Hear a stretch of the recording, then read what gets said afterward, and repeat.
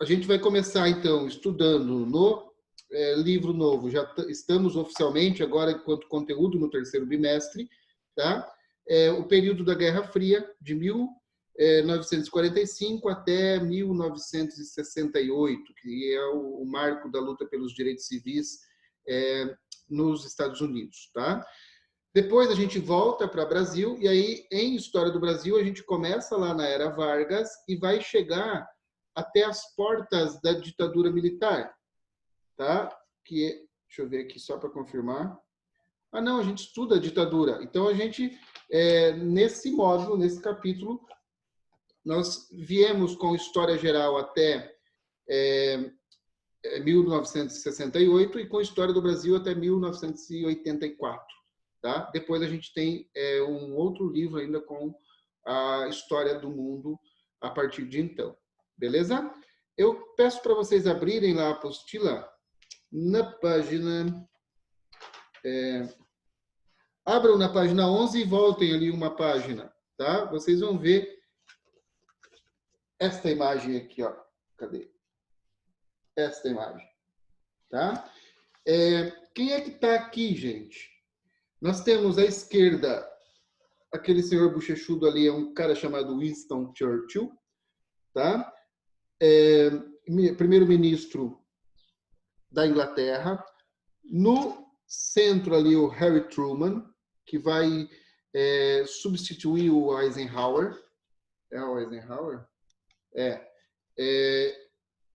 Presidente dos Estados Unidos, tá? E o Stalin, o líder da União Soviética. O que eles estão fazendo com as mãos dadas, gente? Eles estão celebrando os acordos da Conferência de Potsdam, tá? Que acontece em 1945. Potsdam vai ser uma das 3 conferências do pós-guerra, pós-segunda guerra. Potsdam, São Francisco e Yalta. Yalta a primeira, Potsdam a segunda, São Francisco a terceira. Na Conferência de Yalta, decreta-se o fim oficial do nazismo e a sua criminalização.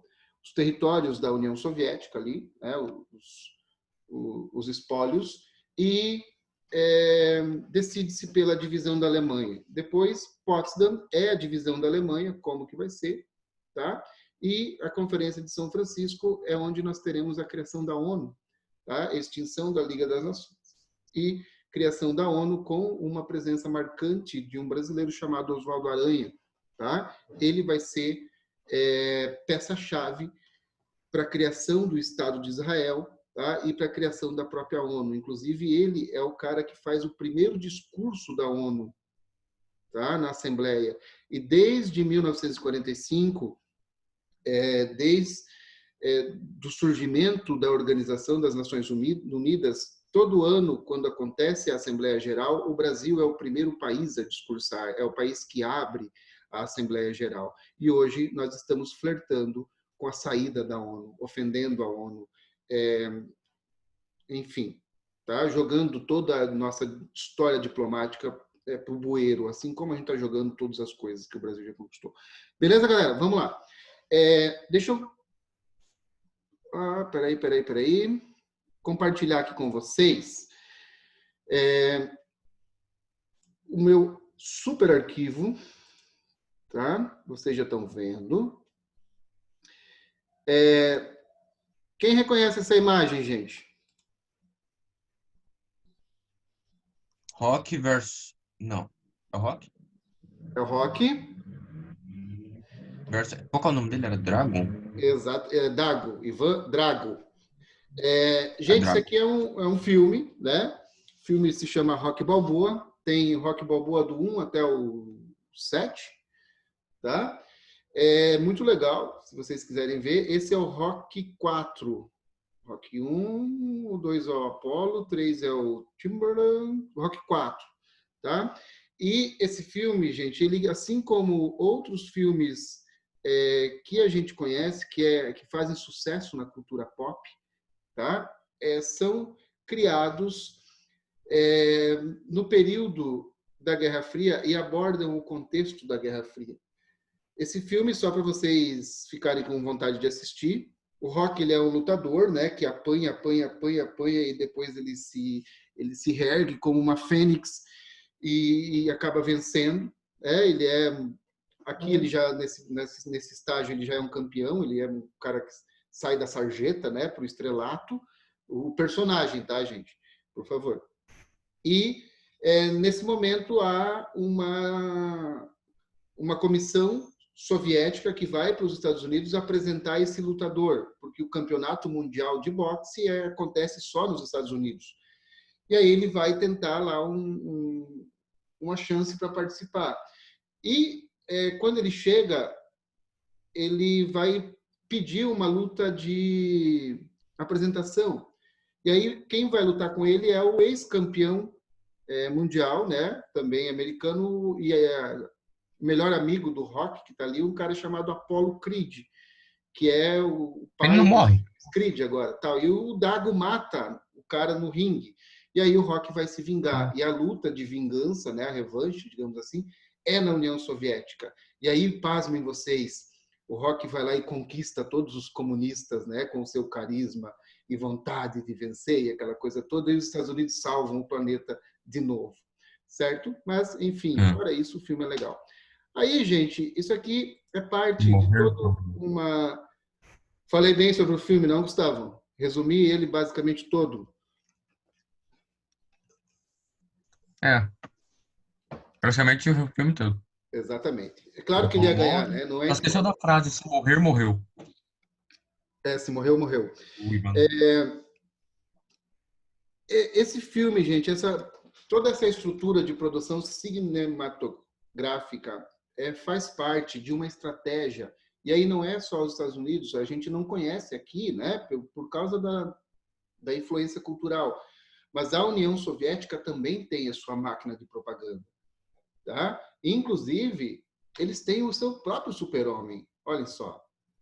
Tá? Isso é real, tá, gente? É um personagem em quadrinhos que foi criado também na União Soviética. Agora, eu só não sei quem copiou de quem, porque ali, assim como lá na União Ibérica, nas grandes navegações, você tinha espião, né, na Itália, em Portugal, na Espanha, tudo que alguém descobria, todo mundo já ficava sabendo.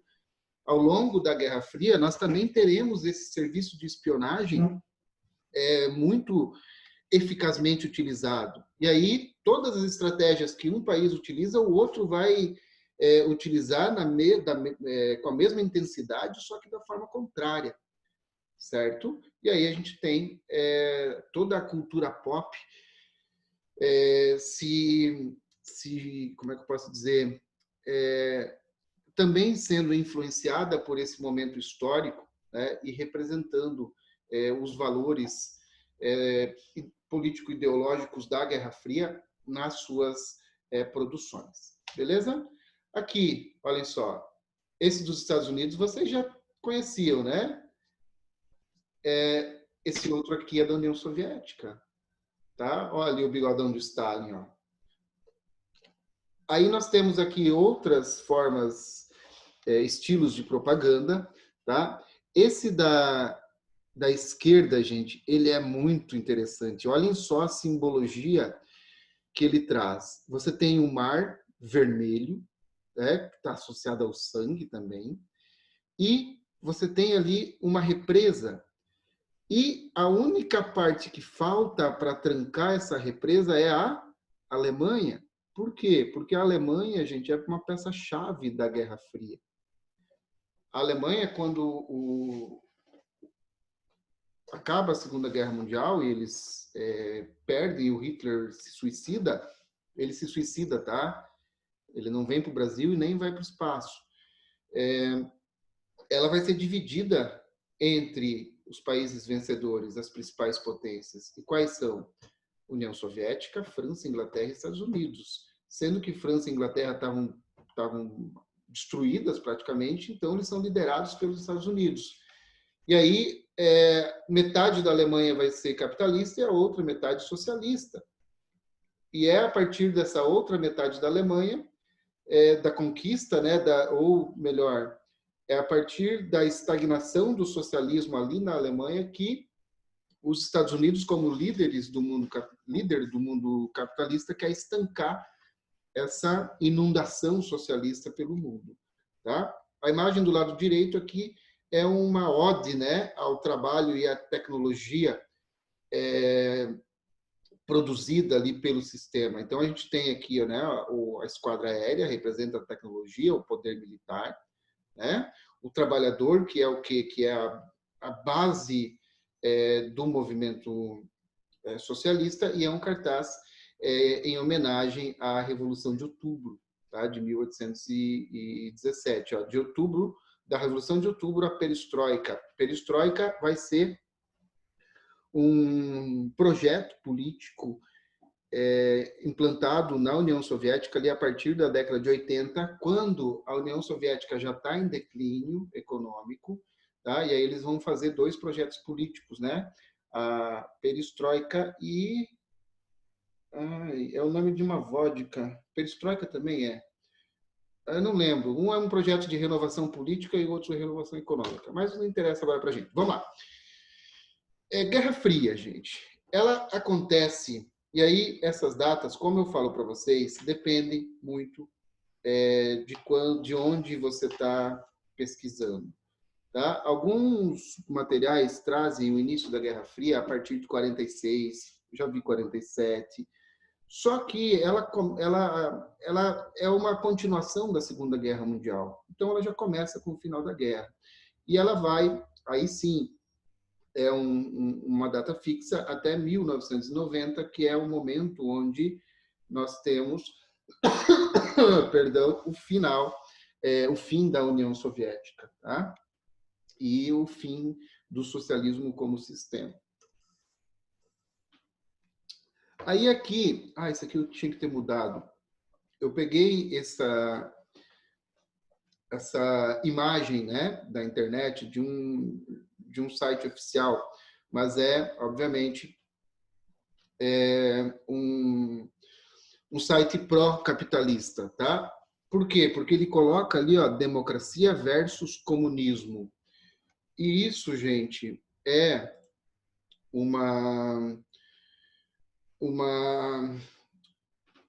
conceitualmente uma coisa que não é exata, tá?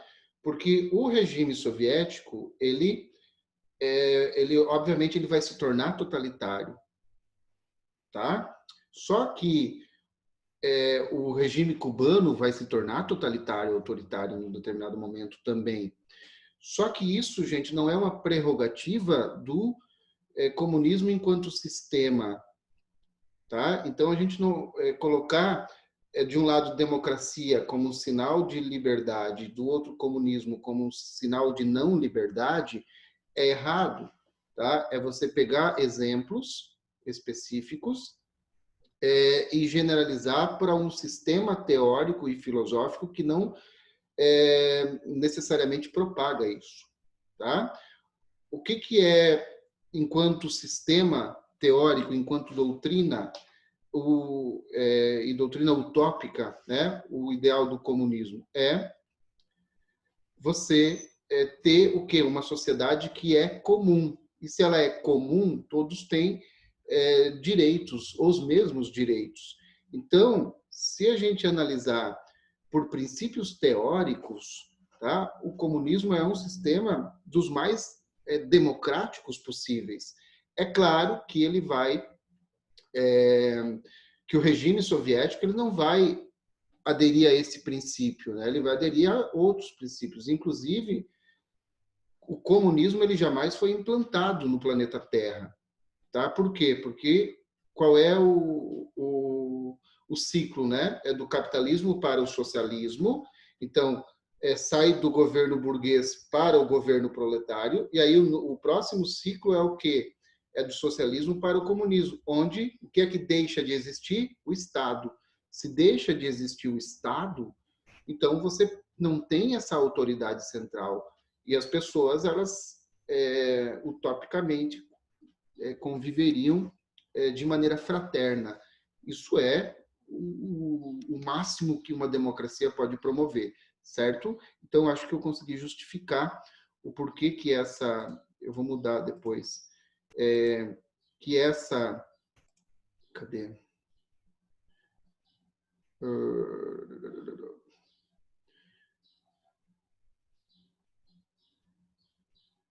O porquê que esse antagonismo aqui ele não condiz. Esse aqui sim, capitalismo versus socialismo, aqui no plano, obviamente, econômico. Beleza? Aí a gente vai passar para o próximo slide, tá? Falando dos relacionamentos entre Estados Unidos e União Soviética durante a Segunda Guerra Mundial. Em 1939, nós temos o Pacto Ribbentrop-Molotov, que é uma aliança de não agressão, um pacto de não agressão entre Stalin e Hitler. Essas charges são muito legais. Em 41, o Hitler quebra essa aliança e invade a União Soviética. Dessa maneira, nós teremos, a partir de 41, também o ataque a Pearl Harbor e a entrada dos Estados Unidos na Segunda Guerra. E eles vão, essas duas nações, formarem a linha de frente, digamos assim, das forças aliadas. Tá? É óbvio que não são apenas esses países, mas nós temos aqui os 4 líderes, os 4 grandes, que eram apenas 2 até 1940. Por isso que a Alemanha consegue inúmeras vitórias e domina praticamente toda a Europa, certo? Com a entrada da União Soviética de leste para oeste e dos Estados Unidos de oeste para leste, nós temos, então, um equilíbrio de forças e é onde começa a sucumbir as forças do eixo, tá? Alemanha nazista, Itália e Japão. Em fevereiro de 1945, Stalin, Churchill e Roosevelt se reúnem para planejar o que aconteceria com a guerra, quando a guerra terminasse. E aí, os principais pontos ali, né? Estabelecimento da ONU, divisão da Alemanha em 4 zonas, permissão de eleições livres nos países ocidentais e promessa da União Soviética se juntar-se à guerra contra o Japão. Porque vocês lembram que a guerra não acaba quando a Alemanha cai, ela continua até a bomba atômica. E essa conferência aqui, gente, de alta, ela acontece quando a Alemanha cai, mas a guerra ainda está acontecendo. Tá? A guerra ainda está rolando. E aí a União Soviética promete ajuda aos Estados Unidos para combater o Japão. As características, então, da Guerra Fria. Enfrentamento político, econômico, estratégico e ideológico indireto entre Estados Unidos e União Soviética que vai se espalhar pelo mundo. Gente, muita atenção ali, ó, para a palavra indireto. Tá? Por quê? Porque é uma disputa, tá? Só que é uma disputa que se dá não no plano do confronto, do conflito armado, em outros planos, né? Políticos, econômicos, ideológicos, essas coisas. Por que eles não se enfrentam? Tá? Porque não havia a certeza de quem venceria. Mas havia talvez uma única certeza, gente. Se houvesse um confronto direto, tanto Estados Unidos quanto União Soviética tinham a capacidade atômica de destruir o planeta umas 10 vezes. E aí, primeiro, uma terceira guerra mundial seria inevitável, e segundo, era muito provável que nós todos nem estivéssemos aqui hoje, porque o mundo podia ir pelos ares com o apertar de um botão. E os 2 países sabiam disso, porque os 2 países tinham inteligência, tinham sistemas que alertavam, tá? Em 45, os Estados Unidos já tinham a bomba atômica. Poucos anos depois, a União Soviética também já tinha. E não era pouca coisa, tá, gente? Então, vão acontecer, né, as guerras, por exemplo, na Guerra da Coreia, os Estados Unidos mandam soldados e a União Soviética manda auxílio de estratégia e auxílio econômico. Na Guerra do Afeganistão, a União Soviética manda os soldados e os Estados Unidos mandam estratégia, dinheiro, armas. Inclusive, é nesse momento que eles recrutam um talentoso soldado chamado Osama Bin Laden. Tá? Na Guerra do Vietnã, os Estados Unidos vão mandar os soldados e a União Soviética vai mandar o apoio estratégico, financeiro, de armamentício. Percebam que eles não estão diretamente em conflito. Tá? Por quê? Porque um conflito desses significaria um conflito global. Quando vai se construir o Muro de Berlim, tá? É um dos momentos mais tensos. O mais tenso foi a crise dos mísseis, né, em Cuba. Mas na construção do Muro de Berlim, eles vão ficar, os soviéticos vão estar passando arame farpado ali em Berlim, mas do lado soviético, então eles podiam. E no portão de Brandemburgo, não confundam com Buqueburgo, que é do Senhor dos Anéis, tá? E aí tem os mísseis americanos aqui, os tanques soviéticos aqui, eles apontam uns para os outros e eles ficam ali com o dedo no gatilho esperando só a ordem por telefone. Enquanto isso, o Kremlin lá em Moscou e Washington, né, na CIA, os dois presidentes ali conversando e até que eles decidem não baixar armas, certo? Isso vai durar quase uma manhã inteira, gente. Se algum soldado se precipita ali e atira, ele decretava a destruição do mundo, muito provavelmente. Certo? Aí, deixa eu voltar. Essa aula é de introdução, tá, queridos? Não se preocupem, depois a gente vai passo a passo. Aqui, ó. Ai, eu odeio quando acontece isso. Principais estratégias da Guerra Fria. São 6 ao todo, tá? Provocação, espionagem, ajuda a outros governos, alianças, propagandas e guerra utilizando-se de outro país, como foi a Guerra da Coreia, a Guerra do Afeganistão e a Guerra do Vietnã. Aí nós temos aqui o nosso querido Capitão América, que também é um personagem da Guerra Fria. Olhem, Capitão América, gente, que não tem como ser mais explícito, certo? Aí aqui, dentro da cultura pop, né? Cultura pop, olhem só. Aqui os acordos, tá? A OTAN, que é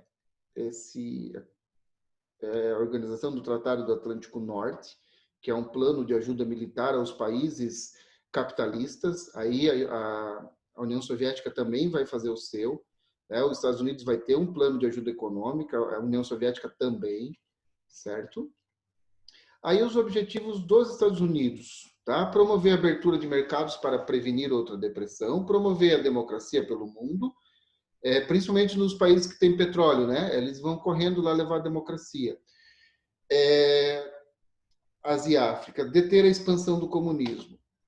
Para a União Soviética, então, gente. Criar uma maior segurança, para si, estabelecer fronteiras defensáveis, incentivar governos amigos em suas fronteiras e expandir o comunismo pelo mundo. Tá? Essa linha aqui, gente, é uma linha imaginária, por favor. Tá? Em 1900 e não sei quantos, tá? O primeiro-ministro inglês, o Churchill, ele diz o seguinte, que uma cortina de ferro divide a Europa, tá? E essa linha imaginária aqui, ó, que separa o mundo socialista do mundo capitalista, é chamada cortina de ferro. A Iugoslávia está aqui, ó, dividida, tá? Porque a Iugoslávia depois ela começa a se fragmentar e aí alguns países vão para lá, ficam para cá, aquela coisa tal. Beleza, gente? Então, cortina de ferro, linha imaginária que dividia a Europa em socialista e capitalista. Aí a gente vai ter um presidente chamado Harry Truman. E ele vai criar um sistema chamado Doutrina Truman, que é uma política de apoio aos países que estivessem sob ameaça de dominação soviética em 47. A Grécia foi o primeiro país que recebeu grandes quantidades de armas e suprimentos em 49 e derrotou os comunistas. Tá? Estão vendo aqui? Olha a Grécia aqui embaixo. Tá? Então, a doutrina Truman, por exemplo, é a responsável por auxiliar os sul-coreanos, os sul-vietnamitas, os afegãos, tá? Então, é um projeto de apoio militar. Depois a gente tem, olhem ali na apostila, ó, reconstrução da Europa. Já está acabando a nossa aula e é por isso que eu fechei ali o compartilhamento. Quando a Segunda Guerra Mundial terminou, página 11, a Europa estava arrasada e precisava se reerguer. Diante disso, os Estados Unidos ofereceram empréstimos aos governos europeus para financiar a reconstrução, mantendo seus aliados e evitando, assim, a disseminação de ideias comunistas pela Europa Ocidental. Esse apoio à Europa foi estabelecido no programa chamado Plano Marshall. Gente, puxem ali na apostila uma linha para um lugar ali em branco que tem espaço e escrevam o seguinte, ó, Plano de Ajuda Econômica aos Países Capitalistas. Plano de Ajuda Econômica aos Países Capitalistas. Aí, tem um ok aí a hora que vocês escreverem.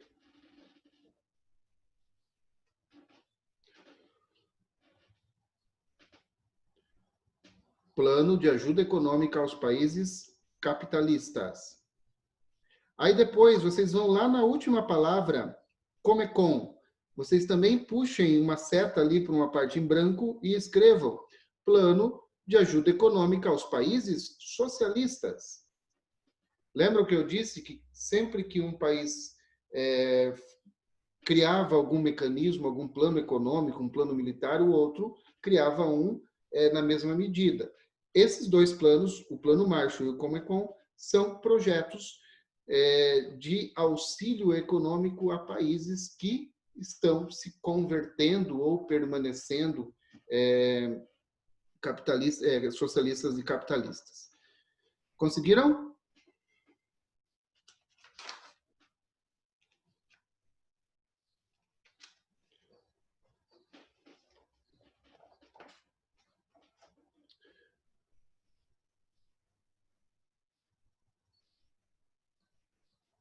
Pronto, galera?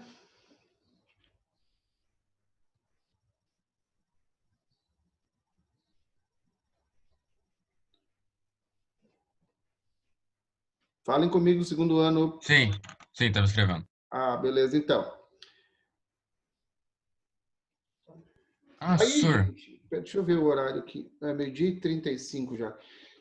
Galera, nossa aula, então, de hoje fica por aqui, tá bom? Vamos continuar na semana que vem.